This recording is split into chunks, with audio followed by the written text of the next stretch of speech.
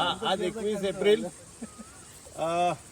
गेल्या 3-4 दिवसापासून जलपर्णी काढण्याचं काम सुरू होतं आपल्या या उल्हास नदीमध्ये आणि तुम्ही बघू शकता ही उल्हास नदीमधली जलपर्णी काढल्यानंतर काय चित्र दिसतंय आणि पहिले काय चित्र होतं तर याबद्दल मी प्रशासनाचे शासनाचे आभार मानेल, परंतु ही प्रथमोपचार होता या अपघाताचा, मोठ्या अपघाताचा असं म्हणू शकतो आपण. पण सुरुवात झालेली आहे आणि आज नवनियुक्त आयुक्त गोयल साहेब या ठिकाणी येणार आहे म्हणून ही सगळी यंत्रणा आलेली आहे.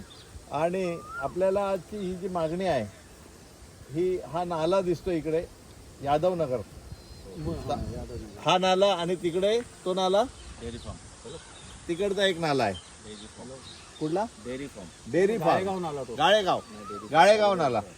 तर आज या ठिकाणी घाणेकर साहेब आहेत, आपले आंदोलन प्रमुख आंदोलनकर्ते निकम साहेब आहेत, त्याचप्रमाणे कपोते मॅडम आहेत आणि ही सर्व मंडळी पत्रकार पण आलेले आहेत. आयुक्त महोदय पाहणी करायला येतील तेव्हा आपली ही कदाचित हीच प्रमुख मागणी राहणार आहे. हा नाला बंद होणं गरजेचं आहे. ही जरी नदी तुम्हाला दिसत असते एकदम सुंदर, तरी हे सगळं नाल्याचं पाणी पुन्हा त्याच्यातच जात आहे. दूषित पाणी मोठ्या प्रमाणात केमिकल युक्त असं हे पाणी आहे.